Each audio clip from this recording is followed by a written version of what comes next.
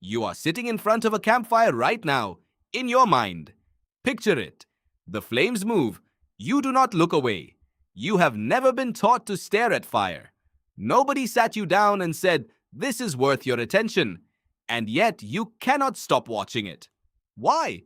The easy answer is that fire is warm. Fire is useful. Fire cooks your food and keeps predators away. That answer is true. But it is not the real answer. The real answer is far stranger. Your obsession with fire is not a habit. It is an evolutionary inheritance wired so deep into your nervous system that it changed the shape of your skull, the size of your gut, and the structure of your social life. Fire did not just help your ancestors survive. Fire built the brain you are using to read this sentence right now. Start with a question. When did humans first control fire? Not stumble across a lightning strike and warm their hands for an afternoon. Control it. Keep it burning. Carry it from camp to camp like a living thing. The evidence is messy. Some sites in Africa suggest controlled fire use going back over 1,000,000 years. Others are more conservative, placing reliable, everyday fire use around 400,000 years ago. Either way, this was not a modern human invention. This was Homo erectus, a different species, a different brain size, and somehow they were the ones who tamed something that every other animal on Earth still runs from. Think about that for a second. Every other species treats fire as pure danger. A gazelle does not slow down near a burning field. A wolf does not sit closer to the flame to think. But somewhere in the deep past, a hominin looked at fire and did not just fear it. It got curious. That curiosity is the hinge point of this entire story. The anthropologist Richard Wrangham at Harvard built an entire theory around this moment. He calls it the cooking hypothesis. His argument is simple, and it is radical. Cooking food, he says, is what made us human, not tool use, not language. Cooking. Here is the biology behind it. Raw food takes enormous energy to digest. Your gut has to work overtime, grinding and breaking down tough plant fibers and raw meat.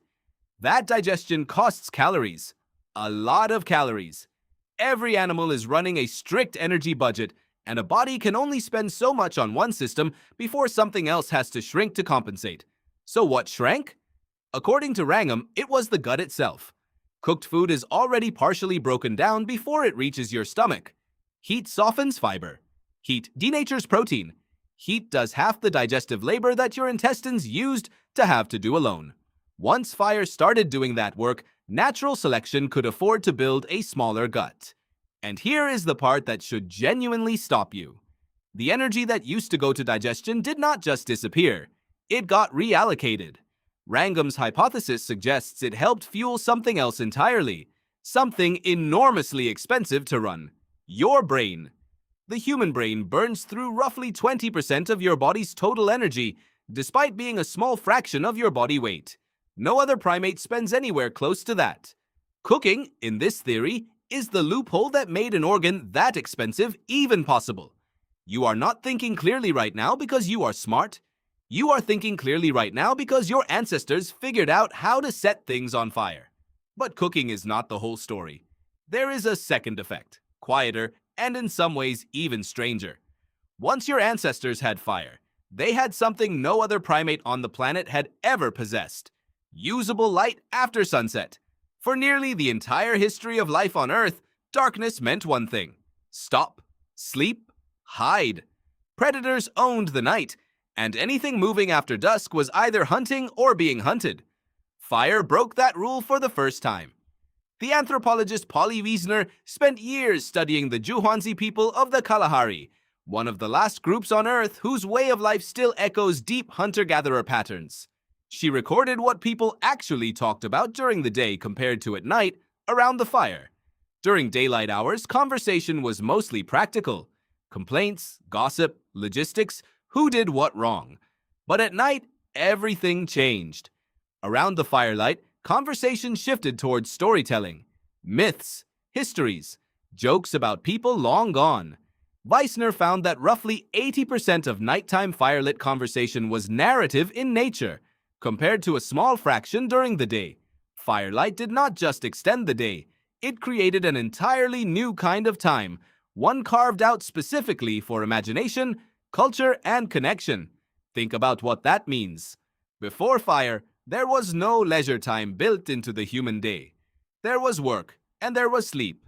Fire invented the evening, and the evening is where storytelling was born, where myths were passed down, where the first shared imagination of a group took shape long before anyone wrote a single word down. Christopher Lynn, an anthropologist at the University of Alabama, ran a study measuring people's blood pressure while they watched a fire burn. Not just any footage.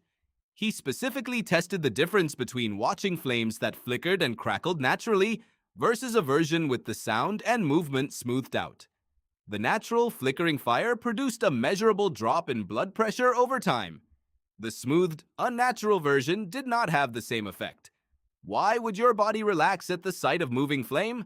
Nobody teaches you to feel calm near fire. Nobody has to. Lynn's theory is that this response is ancient, baked into the nervous system over hundreds of thousands of years of fire being associated with safety, warmth, protection from predators. A place where the group gathers instead of scatters. Your blood pressure does not know what century it is. It only knows what kept your ancestors alive. So layer these three things on top of each other. Fire cooked your food, which may have helped fund the very expensive brain sitting in your skull right now. Fire extended your day into the evening, creating the first space in human history built for stories instead of survival. And fire physically calms your nervous system, a reflex so old it predates language itself. None of this required a single word of instruction. No ancestor sat their child down and explained the cooking hypothesis.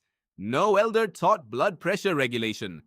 This all happened silently, generation after generation, written directly into biology rather than culture. Now think about your own life for a moment. You have never had to build a fire to survive. You have never needed one to cook a meal or keep a predator away. And yet, put you in a room with a fireplace or a phone screen showing a looping video of a campfire, and something in you settles. You lean back, you stop scrolling for a second, you watch. That is not nostalgia. That is not a learned aesthetic preference picked up from movies or holidays. That is hundreds of thousands of years of selection pressure, still quietly running in the background of a body built for a world that no longer requires it. So the next time you find yourself staring at a flame, whether it is a candle at dinner or a fire pit at a backyard gathering, remember what you are actually looking at. You are not just watching light and heat dance in the dark. You are watching the exact force that shrank your gut, grew your brain, invented your evenings, and taught your blood pressure how to come down.